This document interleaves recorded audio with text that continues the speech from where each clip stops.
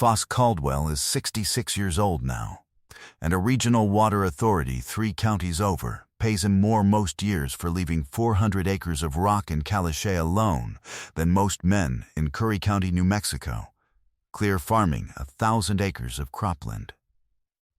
But on the second Tuesday of March, 11 years before that, he was just a retired well driller standing at the back of a county tax auction with a crumpled $10 bill in his coat pocket. The wind kicking dust across the courthouse steps the way it did most March mornings on the high plains. The only bid anybody in that room ever made on a parcel everybody else there had already written off as worthless ground nobody could do a thing with. Most people who watch a story like this scroll past without ever subscribing. Stories like this one don't get told much anymore. The slow kind, where a man's whole career turns out to matter more than anybody, including the man himself, ever expected it would. The kind of payoff that takes 20 years to arrive instead of 20 minutes. If you grew up around people who worked with their hands and didn't say much about what they knew, hit subscribe. We're going to keep telling them, as long as you keep watching. Curry County sits on the eastern edge of New Mexico's high plains, dry, flat country, running clear to the Texas line. Ground that mostly grows cattle and dryland sorghum, and not a great deal else once you get off the irrigated bottoms near the Clovis Water District. The county held its delinquent tax sale every March on the courthouse steps in Clovis. A modest crowd most years, mostly local ranchers and a handful of land speculators looking for cheap grazing leases. Everybody bundled in canvas coats against a wind that never seemed to fully quit blowing across that part of the state. A vendor named Connie Otero sold breakfast burritos out of a converted horse trailer parked along the curb. The same fixture at every county sale day, going back further than most people standing in line could remember. Her coffee strong enough that half the ranchers in line claimed it was the only reason they showed up to tax sales at all. The 400 acres that came up third on the list that March had sat delinquent for going on 6 years. A tract of thin, rocky ground out past the old Bonnie place that the assessor's own records valued so low the county barely bothered collecting on it most seasons. Calichet ran close to the surface across most of it. A hard, chalky layer of compacted soil that made the ground nearly impossible to farm and only marginally useful for grazing, the kind of parcel that had passed through 3 different owners' hands over the decades, none of whom had managed to do much with it beyond running a few head of cattle on what little grass it produced. The county clerk read the legal description, noted the back taxes owed, $10.40, a number so small it had embarrassed the assessor's office for years, repeated at the bottom of the listing in red ink, the way the county marked anything it expected to go unsold, and asked who'd pay it to clear the parcel off the county's books. Mac Tedrow, who ran cattle on the section next to it and had looked at buying the ground himself twice over the years, said from the front row that the Calichet out there wasn't worth the fence wire to keep cattle off it, let alone the back taxes. County ought to pay somebody to take it, he said, loud enough to draw a chuckle from the row behind him. A couple of people laughed. Foss Caldwell raised his hand anyway, the crumpled 10 he'd had folded in his coat pocket since breakfast, smoothed flat against his knee before he held it up the way the clerk preferred. The clerk asked, mostly out of habit, if there were any other bids. Nobody so much as shifted in their seats. The gavel came down before anybody bothered raising a competing bid. $10.40 for 400 acres came out to a little over 2.5 cents an acre, and every rancher standing on those courthouse steps who did that particular math decided it told them everything they needed to know about the ground. What none of them knew, because there wasn't any reason for a cattleman to know it, was that Foss Caldwell had spent 38 years drilling water wells across that exact stretch of Curry County before he retired. First for a small outfit out of Clovis, where he'd started as a roughneck barely out of high school, and later running his own rig for the better part of 2 decades. Working ground from one end of the county to the other in every kind of weather the high plains could produce. He drilled close to 400 wells over those 38 years by his own rough count. Kept in a series of spiral notebooks he still has stacked in a closet. Each entry noting depth, flow rate, and whatever else seemed worth writing down about a particular piece of ground, a habit he'd picked up from the first outfit he worked for, and never once thought to question or abandon even after he went out on his own. Most of those notebooks sat untouched for years at a stretch, pulled out only when a neighbor asked him to remember some detail about a well he'd drilled decades before. The kind of casual favor a small county's only longtime driller gets asked for more often than people might expect. Somewhere in those 38 years he drilled a test well on that same 400-acre parcel for its owner 2 decades before the auction, back when the man still hoped to put in a center pivot irrigation system. The well had come in stronger than almost anything Foss had hit anywhere else in that part of the county. A flow rate that made him stop and recheck his own equipment twice because he didn't quite believe the first reading. The owner never followed through on the irrigation system. The well got capped and mostly forgotten. And Foss had carried that one specific memory around for 20 years, the way a man carries a fact nobody else has any reason to ask him about. Foss understood. In a general working way, most casual buyers never had cause to learn that the Ogallala Aquifer running beneath that part of the High Plains wasn't a uniform sheet of water sitting evenly under the ground, the way most ranchers pictured it if they pictured it at all. It ran thick in some places and thin or nearly absent in others, depending on ancient buried channels. Old stream beds filled in over millions of years with coarse sand and gravel that held water the way a sponge holds water, compared to the tighter clay and caliche that surrounded them and held almost none. A driller who worked the same county for decades learned to feel the difference in the bit before he ever saw a flow reading, the particular grinding resistance of caliche giving way, every once in a while, to a looser, more forgiving give that usually meant better water underneath it. Most test wells in that part of the county got drilled on a standard grid pattern tied to property lines rather than to the actual geology underneath them, which meant a landowner could sit on a rich pocket of the aquifer and never know it, simply because nobody had ever happened to drill in exactly the right 40 acres. Foss had drilled in exactly the right 40 acres on that parcel once, by accident as much as anything, and he was the only person alive who still remembered the number that well had pulled.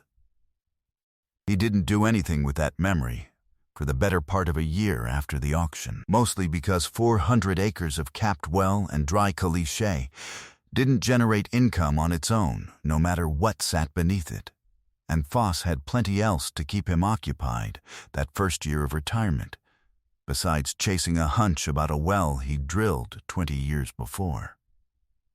What changed was a public notice in the Clovis paper that fall, tucked in among the legal notices most people skipped past without reading, announcing that the newly formed High Plains Water Conservancy, a regional authority several growing towns had organized to secure long-term water supplies as the aquifer continued its slow decline across the wider region, was looking to lease or purchase strong well sites anywhere within the county. Foss read the notice twice at his own kitchen table, the same unhurried way he read most things worth reading twice. Set the paper down and sat with his coffee a long while before he said anything to his wife about it. Fay Caldwell had been married to Foss for 36 years by then, long enough to recognize the particular quiet that settled over him when he was turning something over in his head rather than simply enjoying his coffee. And she asked him outright what he was thinking about, instead of waiting for him to bring it up on his own time, a habit of hers he'd long since learned not to fight. He told her about the well he'd drilled 20 years before, a story she'd heard exactly once, in passing, sometime in the early years of their marriage, and hadn't thought about since. "You sure you remember the number right?" she asked him, not doubting him exactly, just asking the kind of question a person asks before they let themselves get excited about something. He told her he was sure enough to drive into Clovis and find out. He drove into Clovis the following Monday to talk to the Conservancy's hydrologist directly, instead of waiting on anybody to come find him. The same kind of decision he'd have made 30 years earlier when a job needed doing and waiting on somebody else to do it had never once struck him as a sensible plan. The Conservancy tested the old capped well that winter, sending out a small drilling crew with Dr. Aaron Pell himself supervising. A careful, soft-spoken hydrologist who'd reviewed dozens of similar tips from landowners across the region that year, most of which had amounted to nothing more than ordinary wells with ordinary flow rates. He asked Foss a series of questions before the crew ever uncapped the well, wanting to know exactly how he'd come to remember a specific reading from 20 years before with any confidence. "Kept records on every well I ever drilled," Foss told him, and showed him the spiral notebook itself, the entry dated, and initialed the same careful way he'd logged every job for 38 years. Dr. Pell looked through several pages of it before saying much else. The kind of close attention a man gives a document he's starting to take more seriously than he expected to that morning. The numbers came back close enough to Foss's 20-year-old memory that Dr. Pell admitted, standing at the wellhead with his own equipment confirming the reading, that he'd been skeptical walking in and wasn't any more walking out. He ran the flow test twice himself, the second time mostly out of professional habit rather than doubt, and wrote the result into the Conservancy's own log with a kind of careful satisfaction Foss recognized from his own years of field work. The site sat squarely over one of the better-preserved paleochannels anybody on the Conservancy's staff had mapped in that part of the county, a pocket of saturated sand and gravel running diagonally across the property in a direction that happened to miss every property line on either side of it. The same accident of geography that had kept it hidden from every grid pattern test well drilled anywhere nearby for the better part of a century. "Your notebook probably saved us 2 years of survey work," Dr.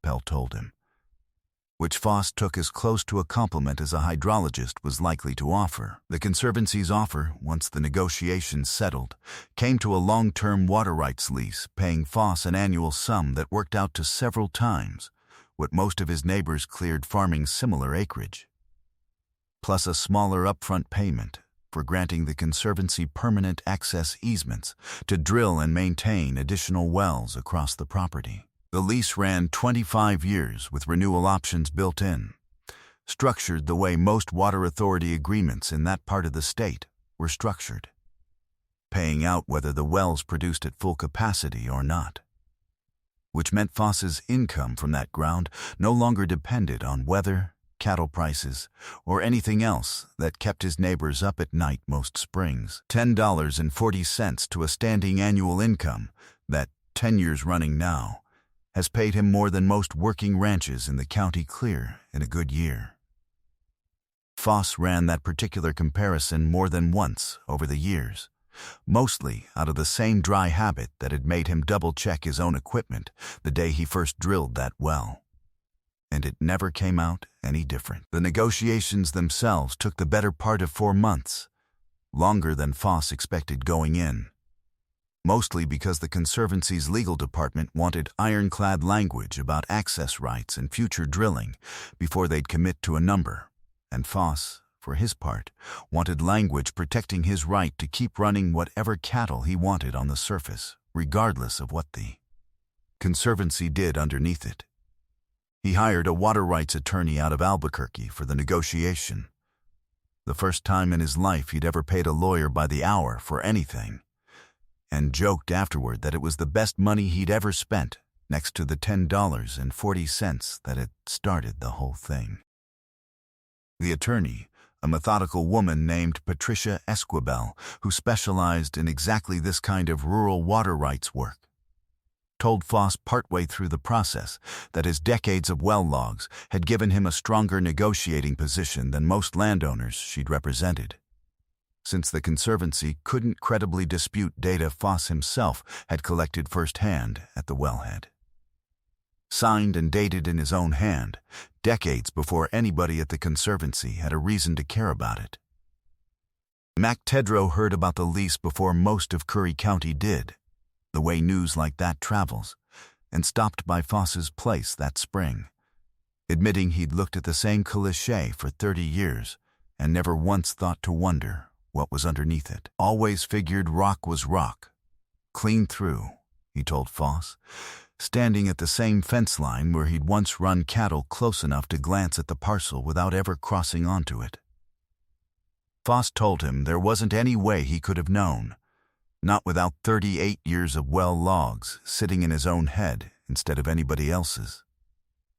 Wasn't luck, exactly, Foss added.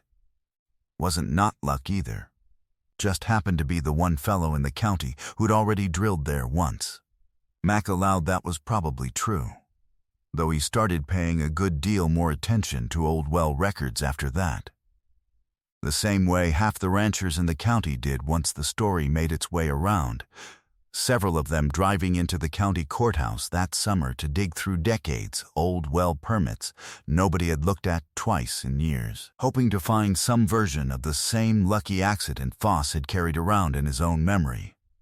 Most of them came up empty.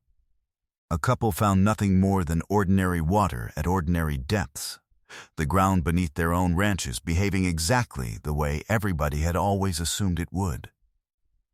Foss still drives out most mornings to check the gate on that property. 400 acres that still grow exactly nothing and still run no cattle worth mentioning. The cliché just as useless on the surface as it ever was.